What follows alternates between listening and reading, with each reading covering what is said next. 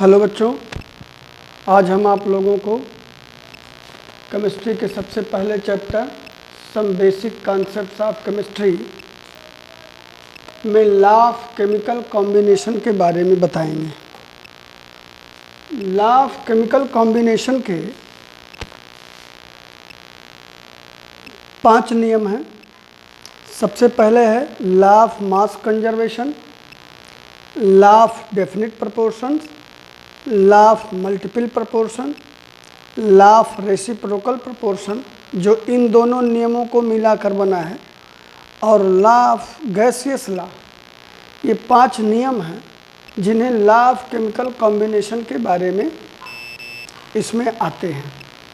सबसे पहले हम डिस्कस करेंगे लॉ ऑफ मास कंजर्वेशन।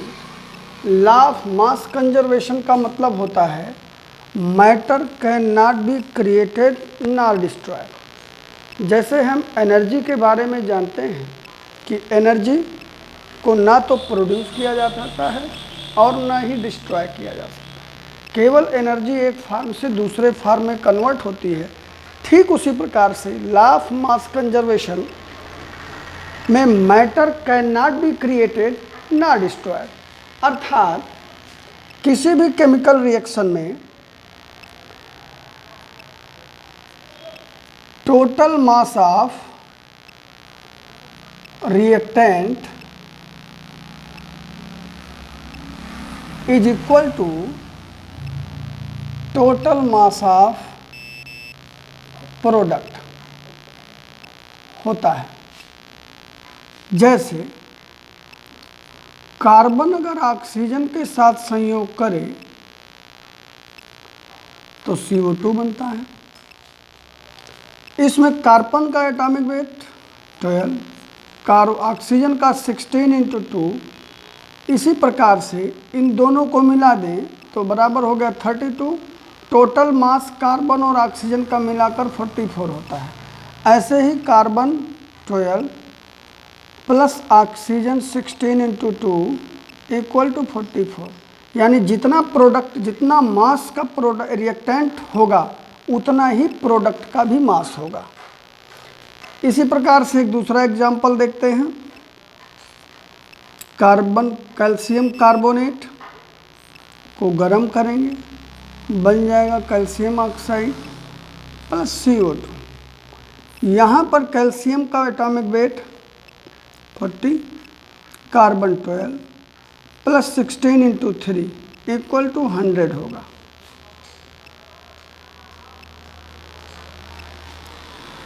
ऐसे ही यहाँ पर देखेंगे कैल्शियम का 40 प्लस ऑक्सीजन का 16 इक्वल टू 56, कार्बन का 12 प्लस 16 इक्वल इंटू 2 बराबर 44। इस प्रकार से लॉ ऑफ मास कंजर्वेशन का मतलब है matter can not be created not destroyed, यानी जितना किसी भी केमिकल रिएक्शन में जितना टोटल मास रिएक्टेंट का होगा उतना ही टोटल मास प्रोडक्ट का होगा। तो ये हमारा लॉ ऑफ मास कंजर्वेशन है जो सबसे पुराना नियम है और इसको बताया था लेवेसिए ने। और आज के समय में इस नियम का महत्व थोड़ा कम हो गया है क्योंकि इस पर नहीं काम करते हैं, क्योंकि हम E बराबर डेल्टा mc² का प्रयोग करते हैं। तो इसमें एनर्जी के फॉर्म में थोड़ा सा मैटर या थोड़ा सा वेट उसका निकल जाता है। अब आते हैं दूसरे नियम पे। दूसरे नियम में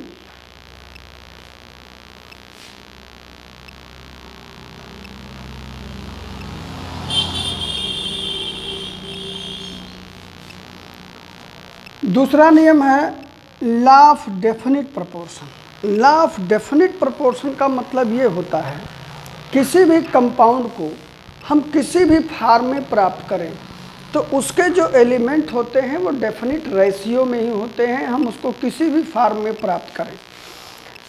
जैसे हम वाटर का एग्जांपल लेते हैं तो रेन वाटर,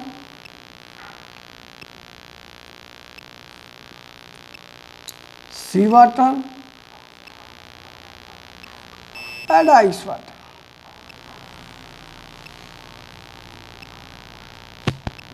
रेन वाटर का अगर फार्मूला, केमिकल फार्मूला पूछा जाएगा तो H2O, सी वाटर का भी H2O ही होता है और आइस वाटर का भी H2O ही फार्मूला। इसमें हाइड्रोजन और ऑक्सीजन डेफिनेट प्रोपोर्शन में होते हैं। जैसे हाइड्रोजन का कितना होता है, एक, तो एक आटम का एक होगा तो दो आटम है तो दो एटॉमिक वेट हो जाएगा 2। ऑक्सीजन का 16 अर्थात 1:8। यहाँ पर भी 1:8 होगा, यहाँ पर भी 1:8 ही होगा। लॉ ऑफ डेफिनेट प्रोपोर्शन का मतलब होता है a given compound always has same element in same proportion। मतलब एक ही रेशियो में हमको कंपाउंड में किसी भी रूप में उसको प्राप्त करें, चाहे अगर हमसे जल का फार्मूला पूछा जाए तो भी H2O ही होगा, बर्फ़ का पूछा जाए तो भी H2O ही फार्मूला होता है, और अगर जलवाष्प का या वेपर्स का पूछते हैं तो भी उसका फार्मूला H2O ही होता है। और उस सब में हाइड्रोजन और ऑक्सीजन का जो बाई वेट रेशियो होता है वो 1:8 होता है। ठीक है बच्चों, समझ गए होंगे आप लोग। अगले लॉ पे आते हैं। अगला लॉ हमारा है, ये थोड़ा समझने वाली बात है, law of multiple proportion.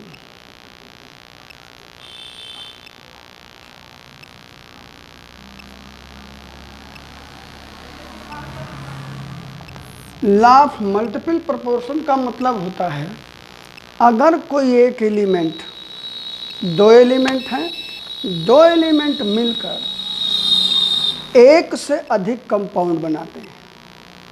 When two elements combine and form two or more compounds, then fixed mass of one element combine to different mass of another element in a simple ratio। जैसे हमने एक example लिया nitrogen और oxygen का। Nitrogen और oxygen दो element हैं, ये एक दूसरे से अगर कंबाइन करें तो कंपाउंड बनाएंगे N2O, nitrous oxide, nitric oxide, nitrogen trioxide, nitrogen dioxide और नाइट्रोजन पेंटा ऑक्साइड। इसमें क्या होगा, लॉ ऑफ मल्टीपल प्रोपोर्शन एक बार फिर से समझ लें कि when two elements combine and forms two or more compounds, then a fixed mass of one element combined with different masses of another element in a simple ratio। अब यहाँ पर देखिए नाइट्रोजन का यहाँ पर रेशियो कितना होगा, नाइट्रोजन यहाँ लिखते हैं, ऑक्सीजन यहाँ लिखते हैं। अब देखिए नाइट्रोजन का हो गया 14, अब 14 × 2 हो जाएगा अर्थात 28 हो जाएगा। ऑक्सीजन हो गया 16, nitrogen 14, oxygen 16, nitrogen 28, oxygen 48, nitrogen 14, oxygen 32, nitrogen 28, oxygen 80। अब इसमें किसी एक का मास को हमें फिक्स करना होगा। हम नाइट्रोजन के मास को फिक्स करते हैं, जैसे नाइट्रोजन यहाँ पर 28 है, ऑक्सीजन 16, यहाँ पर नाइट्रोजन को हम 20 कर देंगे 28, तो 28 × 32, यहाँ पर 28 है तो 28, 48, यहाँ पर नाइट्रोजन 14 है तो इसको 28 करेंगे तो 2 से मल्टीप्लाई करेंगे तो 28:64, फिर 28 × 80। अब यहाँ पर देखिए fixed mass of one element combined with another mass, different mass of another element in a simple ratio. तो यहाँ पे नाइट्रोजन के मास को हमने फिक्स कर दिया और यहाँ पर इसका आ रहा है 16, 32, 48, 64, 80 अर्थात 1, 2, 3, 4, 5 इस रेशियो में 1:1, 1:2, 1:3, 1:4, 1:, इस तरह से इसके हम मासेज को देखेंगे। इसी प्रकार से और एग्जाम्पल में बेटा आप लोग देखिएगा, जैसे H2 बनाते हैं, H2O2 होता है, कार्बन डाइऑक्साइड होता है, कार्बन मोनोऑक्साइड होता है। इन सब में आप लोग चेक करिएगा इस लॉ ऑफ मल्टीपल प्रोपोर्शन को। लॉ ऑफ मल्टीपल प्रोपोर्शन का मतलब होता है when two elements combine and form 2 or more compounds, then a fixed mass of one element combined with different mass of another element in a simple proportion। अगला नियम करते हैं बच्चों। अगले नियम में जैसे देखते हैं, अगला नियम है हमारा लॉ ऑफ रेसिप्रोकल प्रोपोर्शन।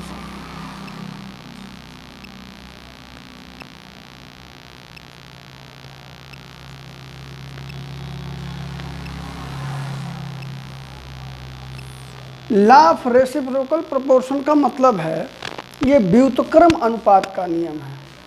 इसको इस प्रकार से समझिए कि अगर 2 elements combine with A third element, 2 element एक तीसरे एलिमेंट के साथ कंबाइन होते हैं और उसके साथ कंपाउंड बनाते हैं, तो जो 2 एलिमेंट के बीच का रेशियो होता है वो थर्ड एलिमेंट के जो कंपाउंड बनेंगे उनका रेशियो एक दूसरे का व्युत्क्रम होगा और एज ए होल नंबर होगा। जैसे देखिए, हमने लिया एक कंपाउंड लिया कार्बन, दूसरा लिया सल्फर।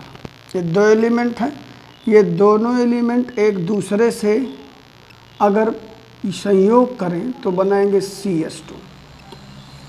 और वैसे भी कार्बन और सल्फर का जो रेशियो होगा, कार्बन का होता है 12, सल्फर का होता है 32, तो 4 3 जा 12, 4 8 जा 32, यानी 3:8 हो जाएगा।